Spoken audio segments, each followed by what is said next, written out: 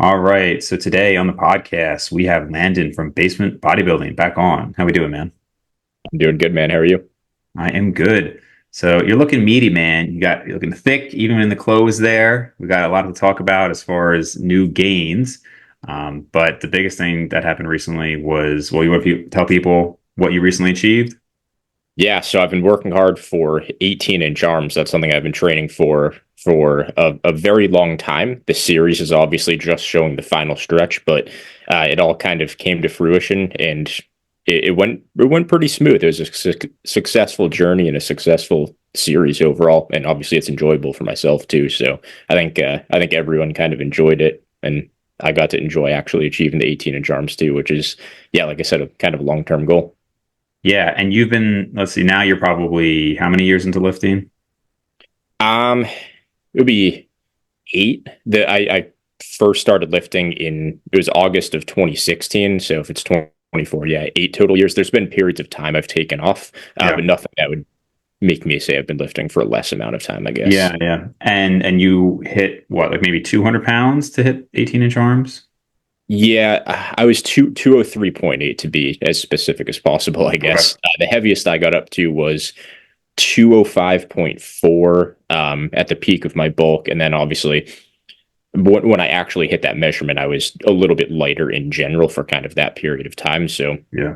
think obviously that's a good thing, obviously. So Yeah, no, I yeah, mean it's very impressive. I mean, a lot of people. I saw this guy, and he was enhanced, and he was talking about oh, and you're taking advice from people who haven't hit more than 18-inch arms since high school or something. And I was just like, okay, it's just a total different world, right? Obviously, the reality is 18-inch arms on a natural are pretty rare if they are not very fat, right? And I mean, the guys who a lot of the people listening know that are very impressive. Eric Helms, Steve Hall, Berto Nunez. None of these guys have hit 18-inch arms, even in the off season.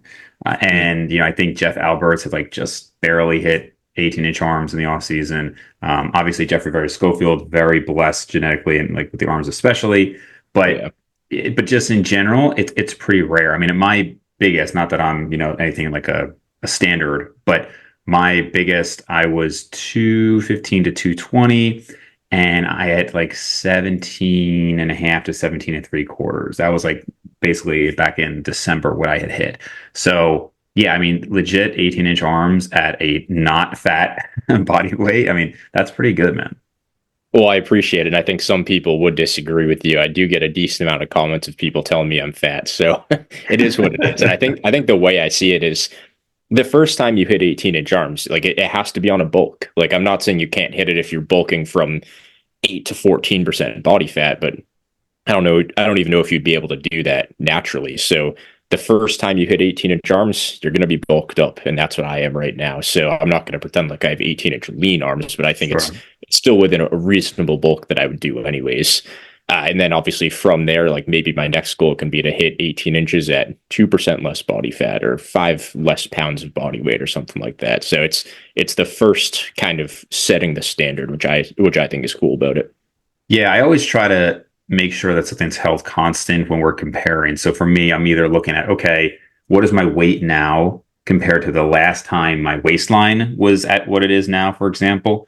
Or now that I'm the same weight, what does my waistline and arms and everything measure by comparison? Because sometimes you get a lot of people where it's just like all over the place and like, well, this kind of feels different in this picture, looks a little bit different. I mean, I'm in like a new home now, and I can't even look at the old pictures because the lighting is completely different. Like we have like Mhm. sunlights and whatnot. It's actually very hard to compare. So I just try to keep those Yeah. objective measurements. So that's a good way to go. Next time you're at 18, or is your waistline a little bit smaller? Maybe you're even a little bit stronger. Whatever else. Yeah. Spot on. Spot on. I think for arms, measuring performance is pretty straightforward too, especially on the stuff that I do that's more stable and standardized too. Obviously, something like a barbell curl or a push down, they're funky to read because the range of motion isn't as standardized as something like a preacher curl, where it's comparable to like a bench press, where it's like you have a length and bias lift, lockout's very clear, very stable, much easier to read. You can't really cheat as much on something like that. So Yeah. performance is useful. Yeah, like you said, it's all the ratios. So arm to waist, waist to body weight, arm to body weight ratio, which is a little bit of a gray area in the longer term because obviously if you gain a bunch of muscle on like your legs or something, you can be a much heavier body weight and still be leaner, but maybe still have the same size arms. And that's good progress, even though you feel like it might not because you're heavier, but your arms haven't like grown in a like a measurement sense. So I think using multiple methods of measuring is going to be useful. So you can kind of get rid of the outliers and see if you can kind of confirm anything with a couple different measurement methods. Are you mainly sticking with the same exercises, let's just say for arms right now, that you've done most of your lifting career, or have they changed? As of late, completely different. I mean, for most of my lifting career, it's just the usual like uh, basic alternating dumbbell curl or barbell curl or something like this with just a straightforward, just few sets of 10, like get a pump, that kind of style. Yeah. Which I find is very prevalent in the mainstream. But I talked about this in my lifting vlog yesterday. I think I spent probably 5 or 10 minutes between sets and got a good time to catch my breath anyways, but Yeah. talked about what I'll basically say here. I think when it comes to arm training, a lot of people like to try and either apply the same principles that would work for other muscle groups. So let's just compare the arms to like the legs or the chest, for example, where legs you can just say, all right, well, go heavy on bench and just get stronger at bench and your chest will grow, whether it's bench, Smith bench, whatever. It kind of besides the point. If you take that same concept and apply it to arms, people say, okay, well, take that same concept and just apply that to barbell curls. If it works for chest, it will work for curls. So then they'll do, all right, well, 5 by 5 on curls or 3 sets of 6 to 8 on curls, go heavy, add weight, get stronger, etc. And you'll grow because of that same concept. But I think that's a bit of an issue because you're applying the same method, but you're not making sure the arms are being trained in the same way that your chest would be. So if you take a look at like a bench or just pressing variations in general, so like I said, barbell bench, Smith bench, whatever it is, I think the reason it works is because one, it's strict, two, it's standardized, and three, it's length and biased. So you can use strict technique and still, what I would say, get a lot out of a movement, just taking it as a straight set to 1-0 RIR. But if you take a barbell curl, one, it's more short biased. It's a mid-range to short bias lift. I would also say two, it's not necessarily strict. And if you do try and do it very strict and you don't like adjust your body to kind of compensate for the weight being on like a basically a hinge like this, when you're going super heavy and that weight's far in front of you, it's going to try and pull you forwards and then you have to cheat back. So the movement changes as you get stronger at it. And I would assume that probably results in a little bit less stimulus overall, even if it's still a good movement in the first place. So I think if you take the principles of, all right, well, go heavy, maybe 3 sets of 6 to 8, and that works really well for chest, you can kind of take that, but then you also have to take the principles of those lifts. So what are the principles of a Smith bench? It's you can go heavy, it's strict, length and biased, and the reps and your overall performance is quite standardized outside of range of motion and tempo, which are very easy to control.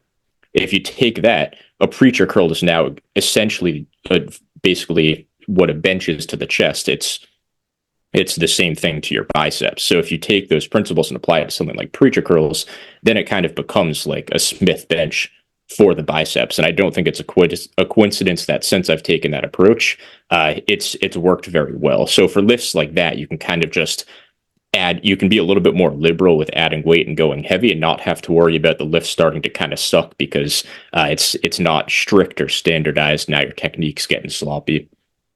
Yeah, that is definitely one of the issues with some of the standard, especially like the barbell lifts. Like I know back when I was 23 probably, so man, 10 years ago, and I was barbell curling at the end of my workout. So I'd already done, 2 presses and 2 pulls, and I was barbell curling 135 for sets of 8.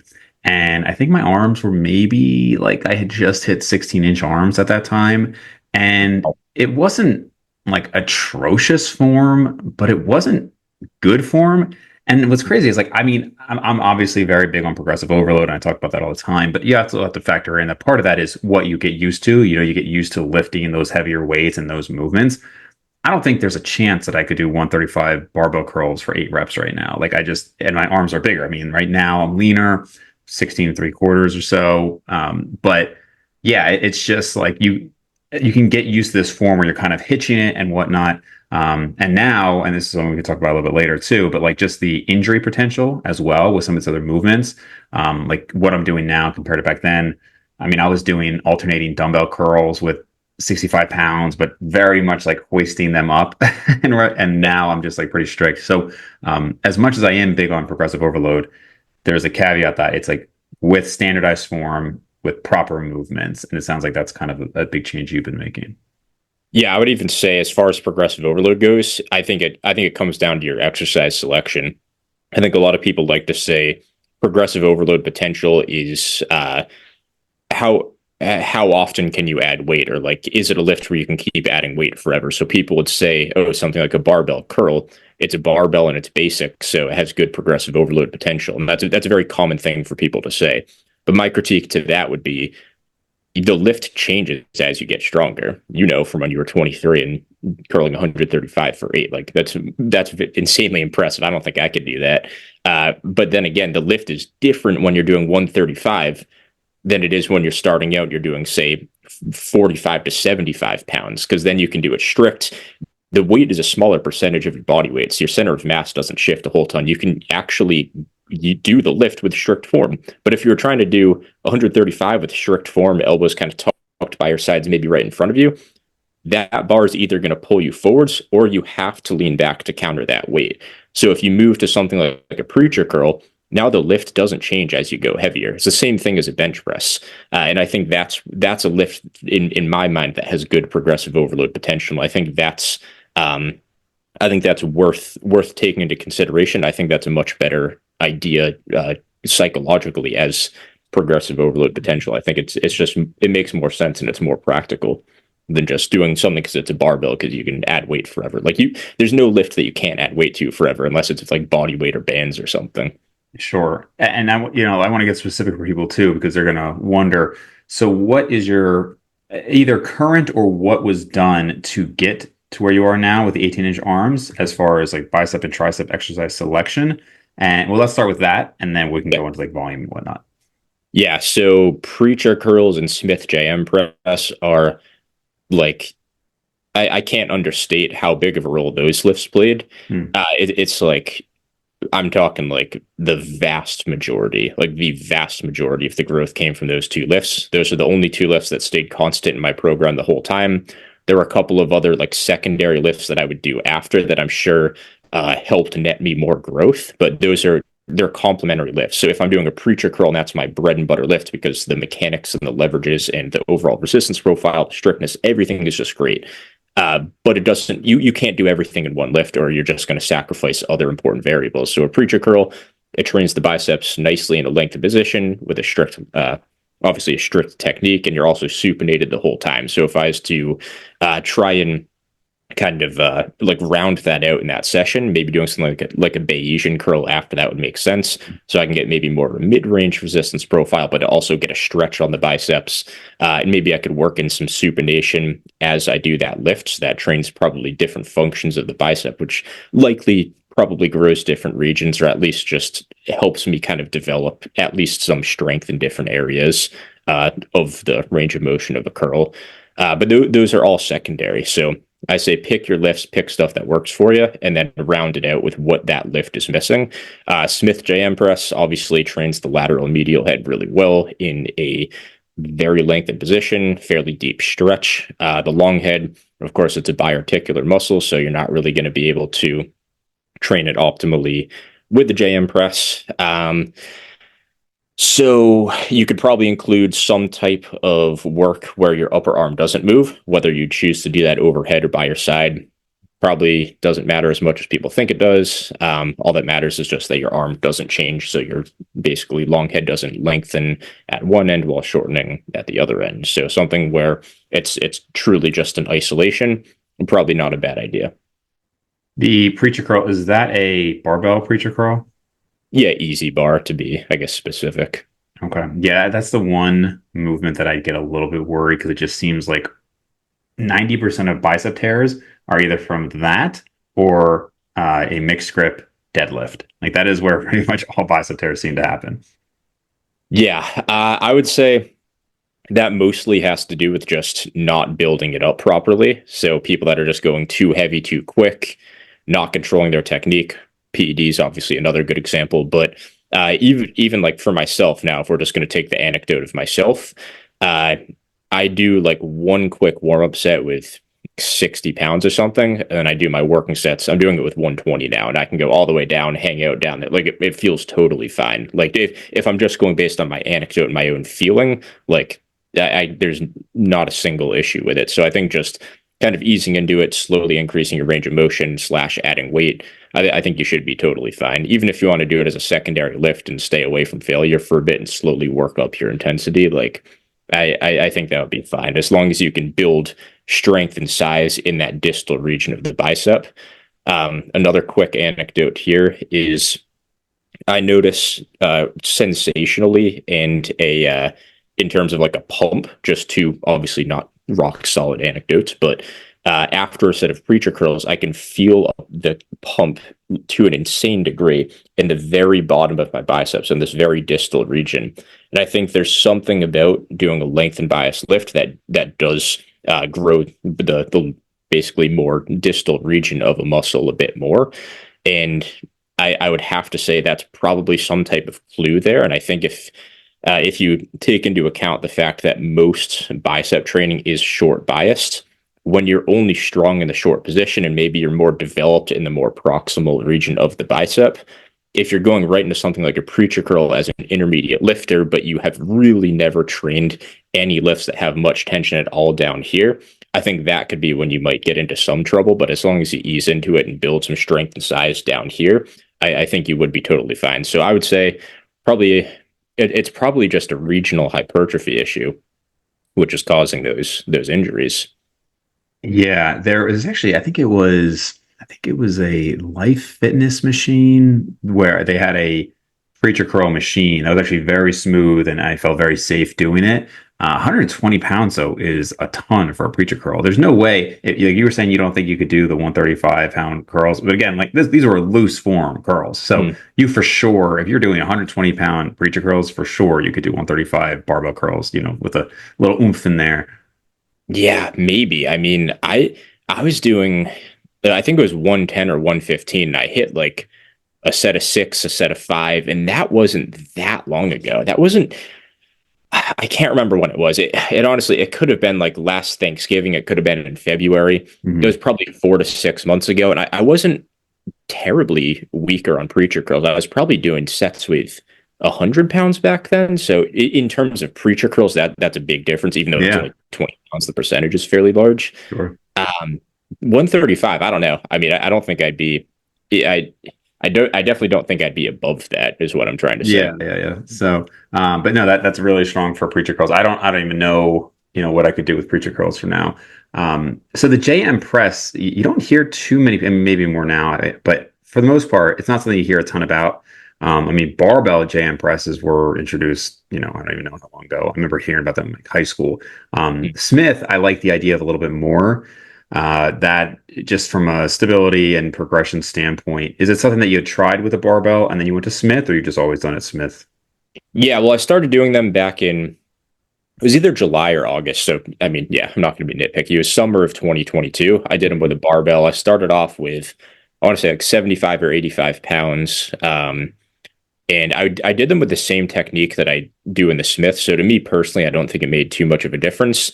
The one kind of caveat for this is since it's a hybrid lift, it's very awkward to standardize with a barbell. So while Yeah. I absolutely think it's worth doing if you don't have access to a Smith with a barbell, that's just another little thing that kind of muddies the progression a little bit. So I would still track progression, but if you get too caught up in that, it's going to drive you nuts. So standardize form the best you can. Try and get a straight bar path, but don't overthink the progression with it. Just add weight when you feel like you're ready to, or when you can handle it. The Smith, since it's a hybrid lift, it obviously just it locks you into that position. So as long as your bar path is set to where it needs to be, you don't have to worry about it turning more into like a skull crusher or a close grip bench. Um, Another thing I'd add, just technique wise, it's kind of like a variation of a JM press. I initially was inspired to do them by a kind of a similar variation from someone that interacts with the channel. I talk to him on Instagram every now and then. His channel's Profit Fear. He does all sorts of like super length and bias lifts. He knows what he's talking about and stuff, but I'd say he goes more to the extreme with it. Definitely more than most people, or specifically myself, do. But yeah, I mean, I go like full stretch, like I to the point where like I can't even get the range of motion by pressing my arm, like, or doing this. Yeah. I would have to have like a ton of weight to get that deep range Right, of right, motion. right. So it For took a long sure. time to build up to it, but yeah, it's a big range of motion. So, as far as volume and how you're breaking this up, it sounds like, are you having your own arm day, or is this at the end of an upper body workout? Yeah, so it's at the end of a push or pull session. I Okay. think having a dedicated arm day is a little bit overrated. You kind of just have to set your program up properly. So Mhm. what I do that I think does make a fairly big-ish difference. Probably not a game changer by any means for most, but I follow a push pull legs push pull split Okay. instead of doing triceps after push. When your triceps are kind of like fatigued but not stimulated enough to grow, I just do biceps instead, and I'll throw triceps with my pull days. So it does not impact my performance at all. Contrary to popular belief or assumption, totally fine. Doesn't make a difference, and it's worked totally fine. So I don't think I'll be going back unless I happen to run into just like little, maybe some type of overuse injury just from like repeating kind of the similar like elbow flexion 4 times a week or something. But even then, like training back, I don't know, especially the technique I use, there's not a whole ton of elbow flexion involved. Yeah, I currently just do it at the end of upper days. So basically, I have two upper days a week, and it's just usually vertical pull, vertical press, horizontal pull, horizontal press, or flip that depending on the day, and then one bicep, one tricep exercise. So actually, I should say that I have added a second bicep and tricep like towards the end of my bulk when I was trying to hit the arm goal. So the volume is a little bit higher there. What's your total volume for arm work throughout the week? So triceps, it's been typically 8 total sets per week, and Okay. biceps, yeah, about the same actually. And I would say eight is just like I I made really good progress on like 4 or 5 sets a week for quite a while. That's what brought me from like 16 and a half to 17 to 17.5. Then I increased it a bit. I don't think it's so much the volume as much as it is like the added variety. Um, because if I'm doing like super heavy preacher curls without a whole ton of like super controlled mind muscle connection type form, then maybe I'll add something like that in after to kind of complement it. So while that does add a set, I don't think it's the extra set that made the change. I think it's the added variety. But yeah, volume, it certainly wasn't high. I think when your default is just to go crazy with the volume, your mind usually isn't in the right place. Yeah, so presumably you're not doing 8 sets of JM press and 8 sets of preacher curl a week, right? So, No, it's four sets of each of those a week. mm, Right now, I'm doing 6 sets a week for triceps. I'll do two on JM, and then I'll do a single arm push down, just one like brutal all out set where it's a okay. like double mechanical drop set. I'm kind of just experimenting with it, Hmm. but that's more so just to make sure I'm kind of getting the long head going too.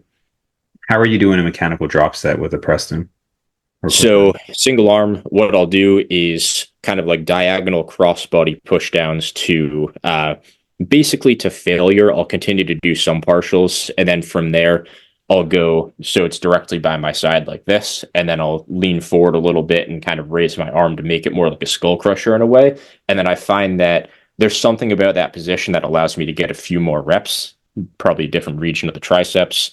And then from there, once I'm doing partials, it looks ridiculous. It really does. But it feels incredible. So what I'll do is I'll kind of, as it's coming up, right at the top of the range of motion, I'll like drive my chest and shoulder down.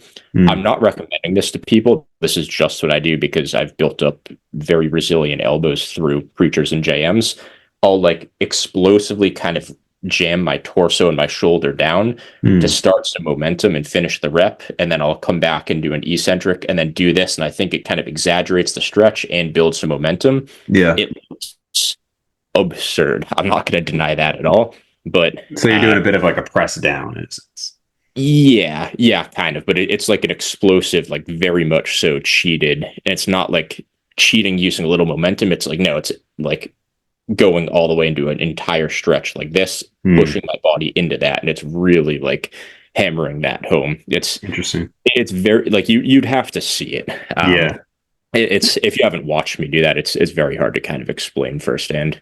Now you mentioned you're doing two and then one. So are you doing that twice a week then? Yeah. Yeah. So I have 2 push days where I do my bicep training, then 2 pull days where I'll throw in my tricep training per week. Right, but I'm saying like in both of those push days or both of the pull days, the exercise for biceps or triceps is the same. Yeah. Yeah. I repeat the exercises. Okay, gotcha. Yeah. Different Yeah. rep ranges? I found that I prefer that. Are the A rep lot of ranges people get different? bored and they want variation, but yeah, I enjoy and see progress doing the same stuff twice a week. I think you said something, but I think I talked over you. What did you say? I was just asking if the rep ranges are different on those two different days. Um, Not for JMs or push downs. Interesting. Okay. Preacher curls, I have one of my sets on the second day. I have just a little bit lighter, and that's more so. I initially did that just to kind of limit. I was getting like forearm splints, Mhm. what I assume. So that just decreases the intensity just enough to where I can kind of get away with doing them twice a week and going hard and heavy. So I'll do like an extended range of motion. Like I'll really control all the way, make sure I'm absolutely getting a deep stretch. I'll kind of dead stop them a little bit. I don't actually rest the bar down, but I'll like pause down here for a second. And then I'll do slightly higher reps, but more importantly, just going a little bit lighter, get more at a less weight on those.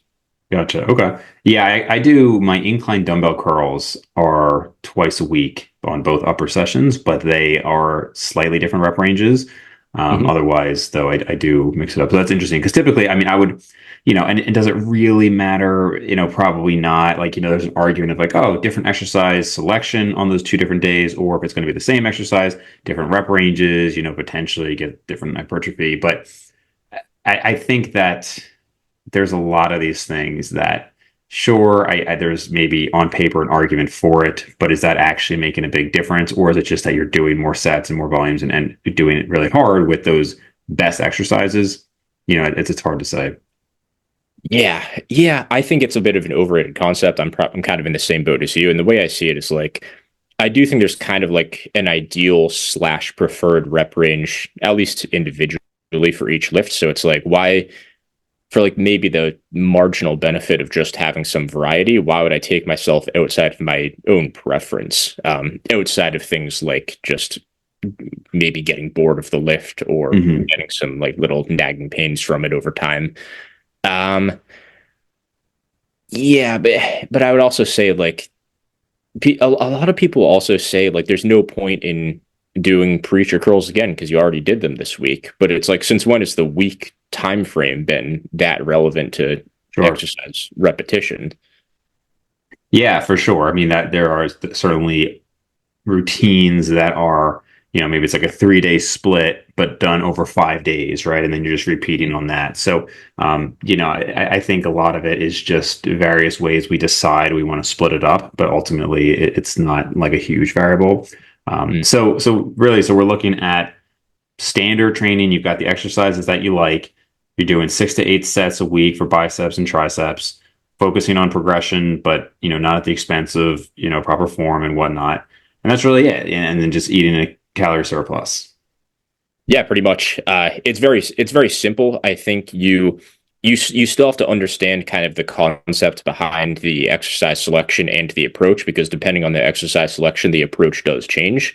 Like we talked about earlier, I'm not going to liberally add weight and or something like that to a lift that isn't entirely strict or length and biased. Like a preacher curl, I think is unique in that way where you can add as much weight as you want, and as long as your tempo and your range of motion is in check, there's really nothing to worry about technique wise or just progression wise because it's very standardized, just the nature of the lift. But if you apply that to like a cable curl or an alternating dumbbell curl or barbell curl, then it's a different approach. And those are lifts where I'd probably go to try and get more out of less weight on. So I think it's very exercise dependent. But yeah, essentially, as long as your exercises fall under the umbrella of lifts that I would say you can take that approach to, you should be totally fine.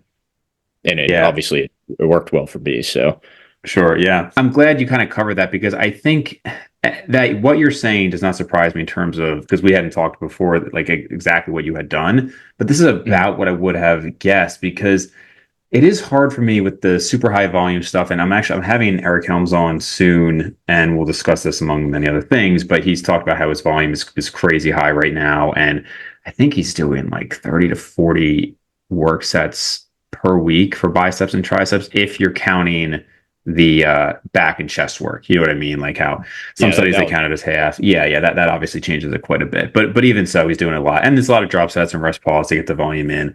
I can't say I've seen. I mean, I just mentioned myself how I added some arm volume at the end of this ball to try to increase size a little bit. So I can't say that I don't have any belief in it, but I am more in the camp of saying, hey, if your arms are stalled and you're doing 6 sets a week, or let's say you're already doing 10 sets a week, and then you're just like, hey, I'm going to do the same exercises and add 2 more sets. It's like, well, maybe it wasn't that you just needed more volume of the same thing, right? Maybe you needed to hit it from a different angle, a new exercise. Like to me, that is going to be more of a different stimulus than just more of that same thing. Now, again, I'm obviously very aware of the studies that show increased hypertrophy with increased volume, but most of those are short term, and there's obviously a lot of flaws with the studies. So, I'm just saying, like, there's so many examples I've seen like yours, and like I've had, and with training clients, where it's like, okay, we're going to do a modest amount of volume and we're going to focus on some of these other things.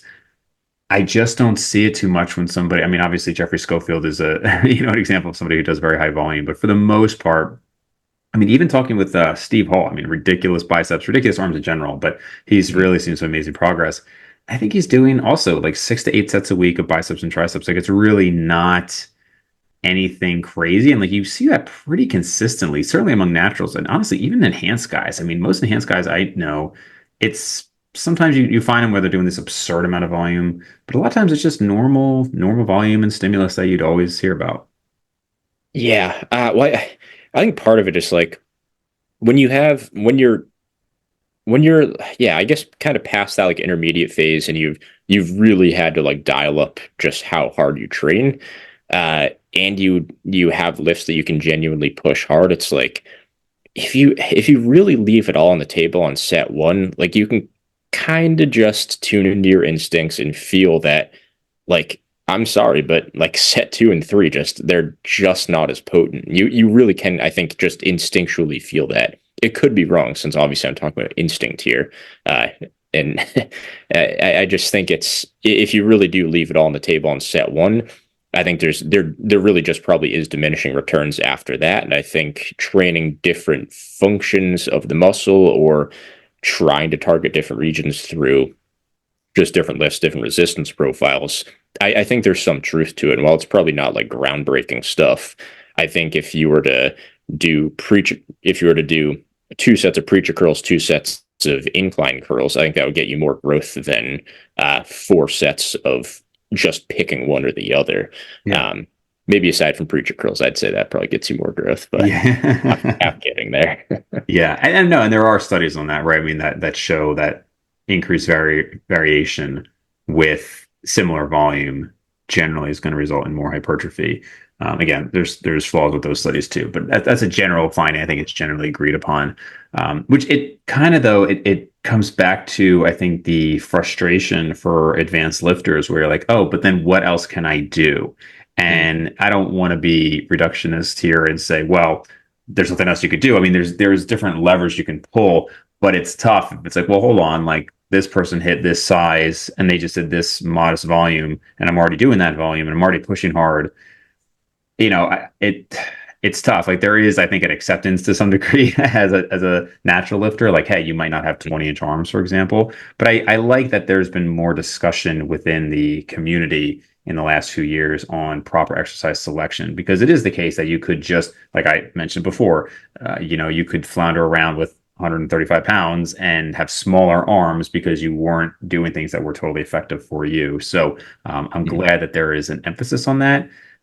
Not to say that I think people can't take it too far with strictness of form. Like obviously we have some people who are doing like super light weights in order to feel the perfect contraction. Like that's a different thing in my mind. Yes. And you don't want to take that too far because I do think people can limit themselves that way. Totally. I mean, there's just so few cases of that working for people. And I think most of the time I see people training with like super strict technique. It's usually once they're already closer to advanced, and it's either just to maintain a physique that they enjoy, or it's to just really optimize stimulus to fatigue. If these are people that were running into like injury issues with a more like kind of all out approach, Yeah. um, I think it's I think if anyone can get away with that type of approach, it probably a late intermediate, early advanced lifter that just really knows how to train and genuinely can like be honest with themselves about what it takes. But usually when you put a beginner on that approach, and again, I think it's totally exercise selection dependent. But I think most of the times when you put beginners on that, they get too wrapped up in the sensation. So like I've talked to people that are beginners and they're like, oh well, I'm choosing this lift because it feels better, or like I feel it more. And it's like, all right, well, when you look at the squeeze and the burn and that kind of stuff, it's like it's not necessarily correlated with mechanical tension very well. So while it might feel great, um, like it feels like your muscles working, it doesn't mean that it's optimal for growth. And Sure. I think that's something that maybe a more advanced person can be aware of and kind of work around. Yeah. So obviously we focused a lot on arms here, but have you seen proportional growth elsewhere, or has this really been? I mean, I was going to say, has it been an arm dedicated phase? But obviously not. If, with all the discussion on volume here. So, um, have you seen similar upper body growth, and have you seen similar lower body growth? Yeah, it's been about the same for everything. Not the legs. I won't lie. Not the legs. Those have been on the back burner.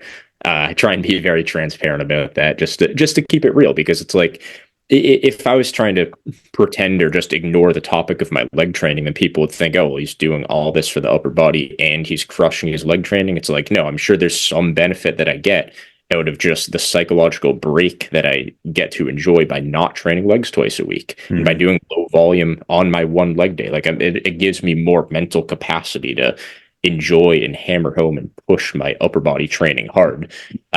So the rest of the upper body, yes, it's been going very well. My every other muscle aside from my delts in my upper body is growing. I would say probably at the same rate as my arms. Um, no, maybe not as fast because I think proportionally my arms were less advanced prior to this whole journey. But I would say if you look at my physique, just like straight on, I don't think my arms are a strong point. I think they just match the rest of my physique at this point. Okay. But yeah, the whole upper body, generally speaking, has been growing pretty well. What does your leg day look like? Oh, it's two sets of either pendulum squat or leg press with a super low stance. I push both of those very hard, especially the pendulum squat. Leg press, I find RIR a bit tougher to judge on. I'm not being too strict with it right now just because legs are maintenance. It's like whatever if I mess it up by a rep or two, as long as my performance is generally maintaining. And then it's two sets of at the knee rack pulls, and then it's two sets of RDLs, and then however many sets I feel like for standing calf raises, 2 to 3 basically every time. So at the knee rack pulls, what is your main purpose of doing those? Just brutalizing the traps. Same philosophy as Alex Leonidas back in the day, where instead of going above the knee, at the knee works really well for me because I can just use less weight, but still have it be enough weight to stimulate the traps. So if I was to pull off the floor for a deadlift, you're limited by your posterior chain. So you're limited by your glutes, hams, spinal erectors. The rack pull eliminates that limiting factor, and now your traps become the limiting factor. So the upper traps especially, but even then it's like your mid to low traps still kind of have to retract your scaps as you pull up, even though it's a very small range of motion. Hmm. I just don't think there's anything that can come close to that aside from power shrugs, as far as developing the traps go, the upper traps in particular. So even on your leg day, you're getting some upper in there. Yeah, well, that's how I used to do it, and I kind of did that just for like the whole nostalgia sake of it. Yeah, So yeah. one of the most enjoyable times in my training career is back when I was 19 because I didn't live up here yet. Yeah, I was 19 and I was just becoming a push pull legs bro, just kind of dabbling into like the big three lifts. So it wasn't like I was too too far gone into like powerlifting or anything. I was still very bodybuilding focused training, and I would just do like your typical bro push day, typical bro pull day. Like Hmm. I do barbell rows, underhand rows, lat pull downs, pull ups, and some pullovers, and then a bunch of bicep variations. It, obviously far from ideal, but what I would do is I would still have just the most hardcore like leg slash trap session. So I'd go in, I'd do like a sumo deadlift to start. I would do power shrugs after. I do farmers carries, leg press, some calf work, maybe some shrugs or something like that. And obviously, again, it's not very refined. It's certainly overkill, but that's just a day where you don't have to think about your technique. You don't have to think about performance. You just go in and annihilate muscles that can move a ton of weight, and you just kind of put your headphones on with your buddy, just go to town, go beast mode. So it was it was a fun time, and I kind of missed that style of training where Sure. you can just go hard but also not worry about performance a whole ton. Yeah, yeah. I think I used to start on my leg days back in my residency, and I would start it with pull-ups. And I was like, okay, at least I can look forward to something on this leg day. Yeah. But I think the transparency is good in that, there is such a culture of, don't skip leg day and whatnot. And of course, I think it's good to have a balanced physique. But I do notice that to some degree, some people emphasize it because they feel they're supposed to emphasize it. So like I just had a new client sign up last week and we were discussing it and I was like, okay, so you're talking about lower body. Do you actually care to have your lower body as developed as possible? Now this person did, but there's other people where it's like, they just don't care. And I'm not going to say, well, you've got to train your lower body 3 times a week to match your upper body. Like it's just whatever. It's you're doing it for you. If you're a competitive bodybuilder, that's fine. But if you're just doing this for you, then it's just whatever your preference is. Yeah, spot on. I mean, you start off doing what you want, and then you feel like you have to fit in with what everyone else is doing, and then it almost makes it hard to enjoy doing what you want to do because then you feel like you're not working hard, or you're not good enough, or you're not hardcore enough, or whatnot. Um, so I try and keep it real like that because I think that's something I was probably lacking when I was coming up Mhm. as a lifter. Uh, but yeah, I mean, I don't know. I think people are too they overlook the ability to put a muscle on maintenance at sometimes, and I think sometimes it's just like putting certain muscles on the back burner. It's like you're not really losing progress. You're just kind of putting things on pause to prioritize other areas, and it's not like you have to pause everything just to like bring up your arms. Like going down to one leg day a week, it's easy enough to get through, but it's not so much that it's gonna take away from the rest of your training. I find it's pretty enjoyable, and eventually I'm gonna want big legs. I'm gonna stop doing it, but for now, it's like I can't really complain about that decision. And since I've been doing that, I've actually had a handful of clients talk to me about it and be like, "Hey, do you think it's okay if I do this too?" I'm like, "Of course it's fine. Like your leg growth is going to be slower. Are you okay with that?" And they're like, "Yeah, I don't really care much about legs at all." And I'm like, "Then that's fine." Like it's clearly a case of like they kind of feel pressured, especially maybe when they're working with somebody like myself and they're like, "Oh, well, I can't I can't be like a beginner intermediate lifter and say I don't want big legs. Then he's not Right. going to respect me or something like that, you know." And I think a lot of people try and uh, I don't think they feel comfortable maybe not only training legs once a week or something.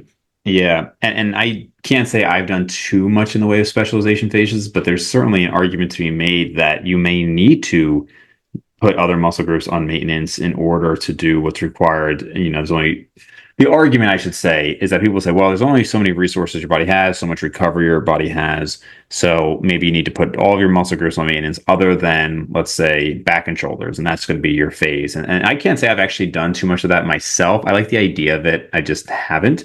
But there's an argument to be made for that, that as you get more advanced, the work required and the focus required and everything to grow a muscle group. You just need to focus on a few of those things. Any thoughts on that principle? Yeah, well, I mean, yeah, I'd say it's almost more like mental than it is physical in a way. Hmm. I think physically, unless you're in a unique circumstance where you or have like you just have a very stressful life overall, that would be different. Where I think, like physically speaking, if you were someone that didn't really care about your legs, you just cared about your upper body, and you had like a very kind of like physical or mentally exhausting job where you worked 5, 6 days a week or whatever, and Yeah. 40 plus hours, then yes, physically that will make a difference. But I'd say just like psychologically, being able to focus on less things just leads to better quality. And I think sometimes with bodybuilding, where we're all so concerned about bringing up every single muscle group at once, you almost kind of lose sight of like what you're trying to actually target, because you're like, oh, well, I have to do my lat work, but then I have to do my traps, I have to do my upper traps, I have to do my spinal erectors, I have to do my biceps, forearms, brachialis. And it's like you're kind of training one area and then you're worrying about everything else. And you're like, well, if I'm training everything else, am I doing enough for my lats on this pull day? Versus if you can kind of just focus on a few special or a few key areas would be a better way to say it. Uh, it's easier because you can keep those three in mind at all times. You don't really lose focus of it. Like there's only so many things you can productively do at once, and that's why like college students take 3 to 5 courses a semester instead of 10 to 15. Obviously time's a factor there too, but For sure, for sure. So cool, man. So last thing I want to talk about is some home gym equipment. So obviously you are known for working at home. Now, earlier you mentioned something about garage. Is this your garage or your basement? I would assume with the name, it's your basement. yeah, this is my basement. Okay, gotcha. Maybe you're just talking about like a garage light or something. Um, Yeah. Well, it's a light up here that's designed for garages, so it's like overkill bright. Yeah, gotcha, that's when my gotcha. camera kind of sucked with it. Okay. And now, do you have any new equipment, or has it been kind of the same stuff for a long time? Um, I can't remember the last time we talked. Was it 6 months ago or so? I Probably might have about that. Yeah. things, but I have a Cybex pec deck back there. I got one new thing. I don't know if you can see it from here, but oh yeah, maybe there's the little end of it of a standing T-bar row. It absolutely sucks. So I'm gonna sell it and get a better one. Basically, the foot plates are slanted, so you lose your balance. You have to stand all the way at the end, half your foot hanging off, and then even then, it's like to get the bar off the ground with your feet being slanted like that. Hmm. It's it wants to pull you forward. So I genuinely think that if I tried to load up any more than like 4.5 to 5 plates on that, I think I would do a somersault off the machine. So Yeah, yeah. I think that's the only new piece of equipment down here. Obviously, I'm running out of space a little, so I have to be a little bit more.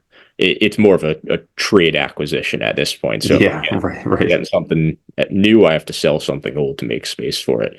But Sure. let me hear about your home gym.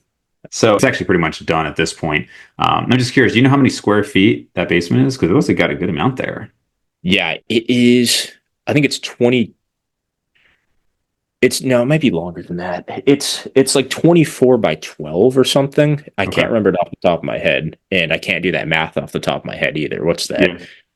300 or so square feet, something like Well, I would that. think 250, it looks 300. bigger. I mean, obviously, I'm Yeah. just looking at it through Zoom there, but it looks big. I mean, so right now I have basically two sections of the basement. So the whole basement is 1,800 square feet, but that's like, one area was already finished and just is going to have like, like ping pong and TV and all that stuff. And then the other was not finished at all. And that section is maybe it's less than half of it. So that section is maybe, let's say, I don't know, 700 square feet, something like that. And um, I actually left the ceiling unfinished so that I could have more height. So I just got, and you were asking me last time we talked about like what rack did I get. So actually, I guess I've had it for a little while now because I think I just got it or was just ordering it when we spoke last time. So I ended up Mhm. getting the Jacked Up Power Rack Pro, which is not a brand that I've seen much. Everybody knows Rogue and Atlas and a couple other ones, Prime.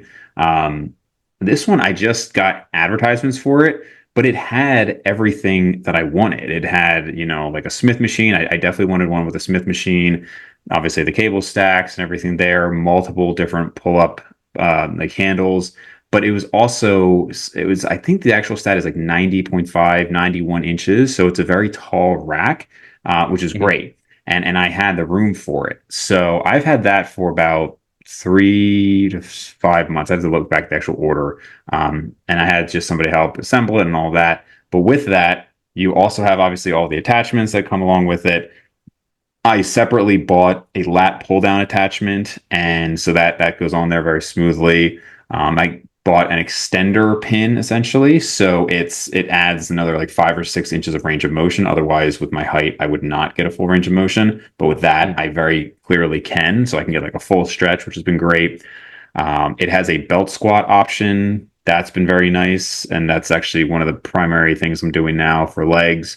That's been pretty smooth. I think with the belt squat, I'm purposely not going that heavy. Like I do it at the end of the workout, 5 second eccentric, pause. So I'm only doing like mid 200s as far as the weight I use on that. But Mhm. you could add a lot more. I don't. I mean, I know some people go very heavy on belt squats. I would just think with the thing wrapped around your waist, it could get a little bit awkward. So I'm just keeping Yeah. it purposely a little bit lighter there.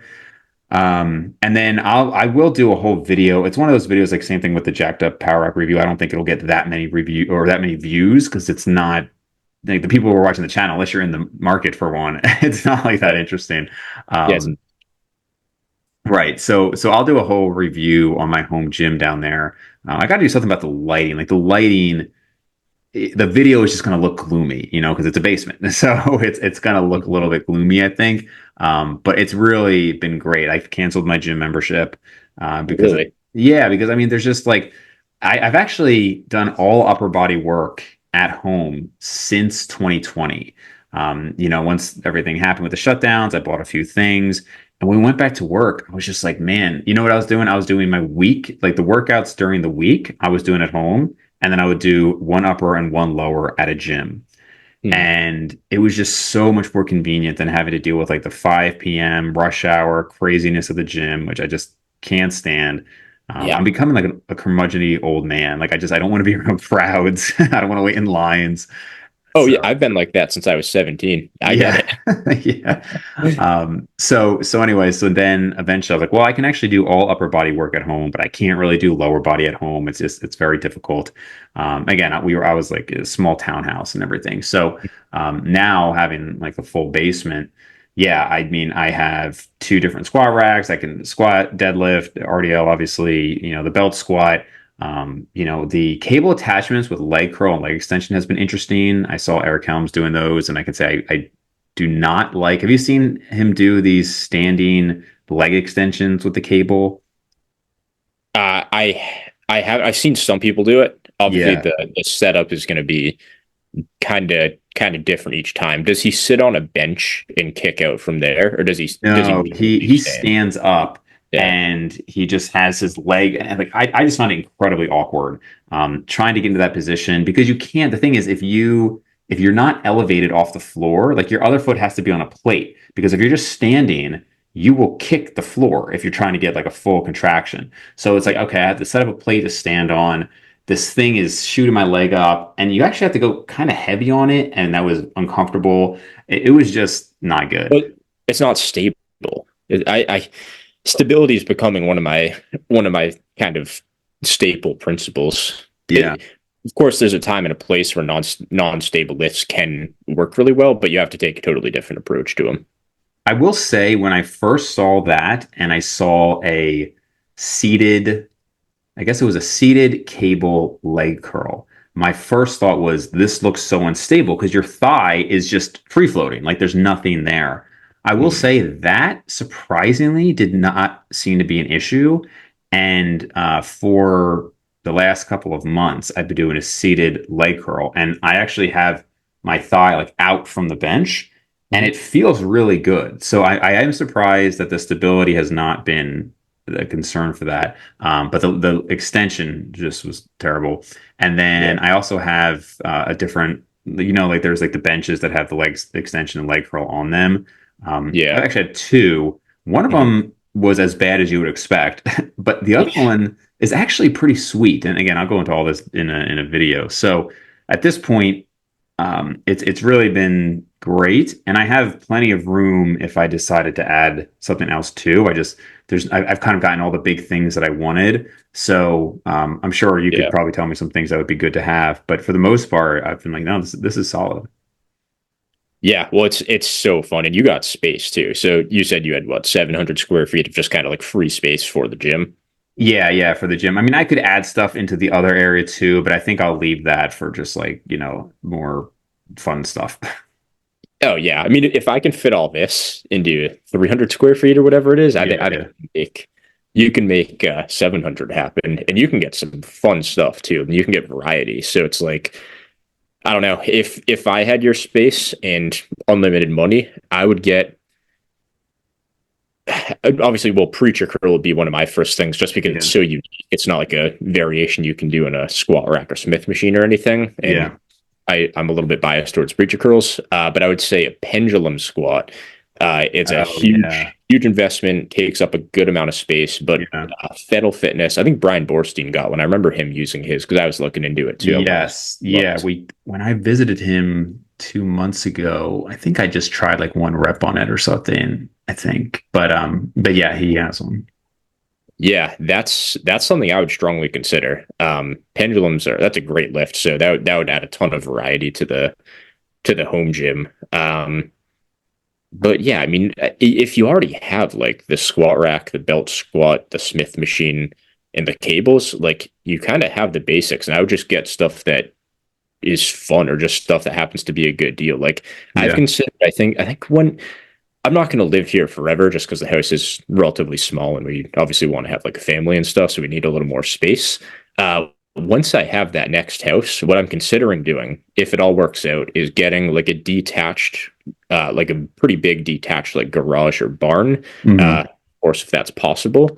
Um, it just building like a outdoor barn gym and then finding some type of way to heat because obviously the winters up here they suck. Yeah. My Yeah. legs are cold now wearing shorts and it's July. So Yeah. Yeah. Yeah. I'll have to find a way to heat it. But I just want to, Are you gonna move all of that equipment? yeah, it's gonna suck because it's all at Yeah. once versus just like back Oh. when I built the gym. It was like, all right, once a month I'll make it Yeah. happen. Yeah. Yeah. Yeah, it's gonna suck, but it is what it is. I try not to think about it. Yeah, I think when I visited Brian, he was saying whenever, I mean, I think they'll probably be in their home for a long time, but he was saying that eventually, like when they sell, it'll just come with the house, like the gym stuff. Yeah, And I know, like when I was looking at homes, there was a couple that was like, "Yup, the gym stuff is just staying here." I think I would just have to pay somebody and just say, "Look, yeah. just deassemble it, move it, reassemble it." Probably have to pay different people to do those different things, but I don't know if I could do all It, that again. it's a lot because if you do that, it's like not only does it suck, but you probably have to take the week off of lifting anyways. Like Yeah, yeah, right. it's and yeah, I mean, I try not to think about it, but like the pec deck is selectorized, and I have to like carry all that stuff up the bulkhead. It's a nightmare trying I to take think the that apart. carrying would not actually be the worst part because if you could break it down enough, you could almost turn it into like a cardio session. Like I literally did that when Yeah, I moved my rack down here. The guy who who delivered it, I literally just said like, "Hey, while you're here, I'll pay you if you help me bring it down." And it took us like a half an hour. And I literally just jogged up and down the stairs and brought everything. And it was like a 25-minute cardio session. I'm like, all right, that's my cardio for the day. I'm good. So, like weights and stuff, it's more, I think, there's so much to assemble and deassemble. And like, if that's not something that you're used to doing, like that would just be such a yeah, pain. and it's definitely awkward too. Some of the bigger stuff, like Yeah. Yeah. there's like a commercial grade Smith machine here. I did that all by myself, and I was Wow. like, I couldn't lift for a couple days because like my back was fried. um, Yeah. Yeah. I'm not gonna enjoy moving that out. The hammer strength machine back here, that thing's obviously a tank too. So Yeah. Jeez, man. that should be fun. But yeah, I mean the cool thing is it's like all this stuff I'll probably keep most of it at the next gym, but do you shop on Facebook Marketplace much for gym equipment? So the only thing I looked on Facebook Marketplace for was actually when COVID happened, I got adjustable dumbbells because I always had those when I was in high school, like the kind that you actually like add the plates to. Mhm. And I got those for relatively cheap. And then I got the pull-up bar that I was just putting in like the doorway. I got that on Facebook Marketplace. I did look for adjustable, like I put out a review for the Bowflex dumbbells. Mhm. I looked on Facebook Marketplace and it was not that much cheaper. Like they were 400. And this was the ones that go from 10 to 90 pounds, the ones that you can Yeah, just kind of click, which are pretty sweet. And then I went on eBay and all of a sudden there was this pair for like 260 from China and free shipping. And I was like, how can you ship 180 pounds of weight? I mean, there's a little more with the stuff. This doesn't make sense. Well, lo and behold, it Yeah, never came. It was some scam. I got my money back. Which I think about that stuff. I'm like, what was your plan? Like, I'm obviously never going to get it. And then yeah. obviously, you can pretty easily refund stuff. So anyway, so I just got fed up with it. I went on Bowflex.com. I bought it for like $600 and I just got them. So anyway, long-winded to say, I've used this marketplace, but not for like the big stuff, just like little things here and there. I found for Facebook Marketplace, it's like commercial, like new commercial grade stuff that could go into a commercial gym.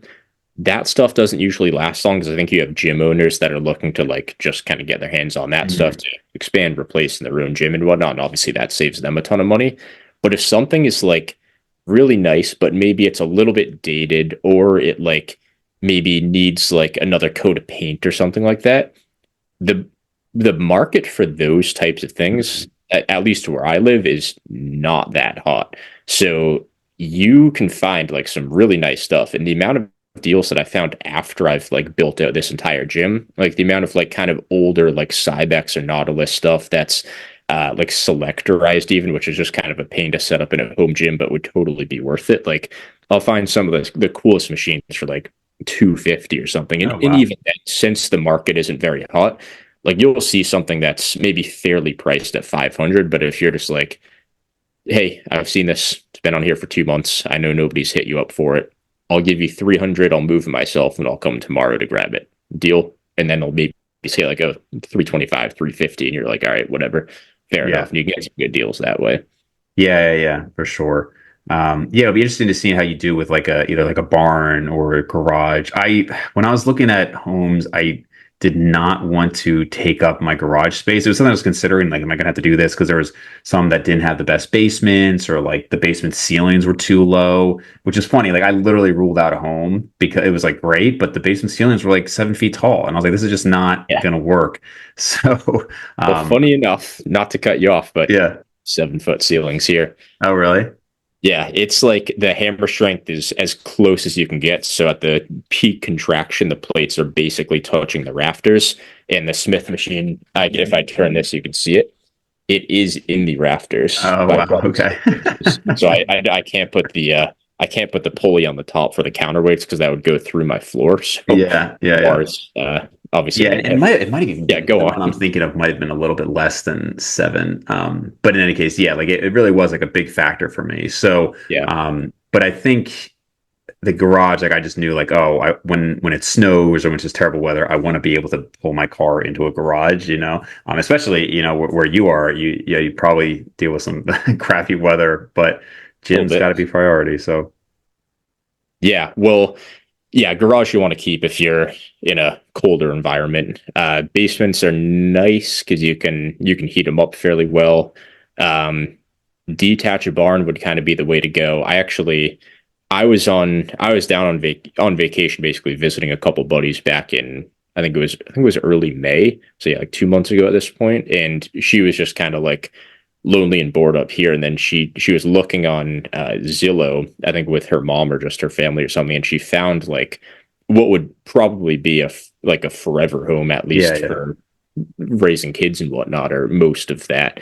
And it had a detached barn with like a Okay. giant 3 car garage, and it was super tall. There was like a whole half of it had like an upstairs kind of like um I don't know what you'd call it, like a loft area. So I Yeah. was just picturing like as soon as I saw that, I kind of like I was like, what could I do with this? I think they had it as like a car shop before. They had a couple like car brand flags and that Okay. kind of stuff. There's still one big kind of like it must have been some type of lift or something in the middle, which obviously that requires a bunch of space. But I was just kind of salivating over that, and I didn't make it back in time to go in for a tour. It was obviously a very impulsive Yeah, potential, yeah. but I was like, "Whoa!" Like I You think I can go know what. down a whole rabbit hole if you spend too much time on Zillow and you start. Because I always used to be like, why are people looking at homes? They're not like my parents when we were kids would like drive into nice developments to check out homes. I'm like, we're not going to buy any of these homes. What are you doing? Yeah, But now I kind of get it, and I'm like, oh, like you're looking at this and look at that, like what this one's got set up. So eventually I was like, all right, no more Zillow. I'm not looking at this stuff anymore. yeah. And then then it makes you appreciate what you have less anyway. So cherry on Yes. top. Right, right. Cool, man. All right, so this was great. Got some home gym stuff in there, a lot of focus on the arm stuff. So I think, like I said before, you and Jeff and like Bald Omni Man, it's been cool to see you guys where you're not so advanced, like some of the guys who've been doing this 15, 20 years, where like there's not a lot happening. You're seeing the growth and you're seeing, one of the things that I think I was talking with Kasim Hansen about was like, all this stuff that we're talking about, is it increasing people's genetic potential, or is it just getting them there faster? And most of us kind of agree, well, it's getting them there faster, but to see guys like you, where it's like, man, like 8 years and you're hitting 18-inch arms, and like some of these like really great progress videos and whatnot, it's cool to see. So I'm just like, keep doing what you're doing, man. I appreciate it. Yeah, I'm trying my best, and it's been cool to make all this progress over the past 6 months, year, whatever it's been since the gains have just gone at a faster rate. And I think that's just a testament to how just thinking about your training methods and just understanding them and having a reason behind your choices when it comes to training and programming, I think it makes a big difference. Yep, for sure, man. Cool. So where can people find your stuff? Yeah, YouTube, Basement Bodybuilding, Instagram, basement.bodybuilding. The fun content is on YouTube and the random stuff is on Instagram. So choose Great. as you will.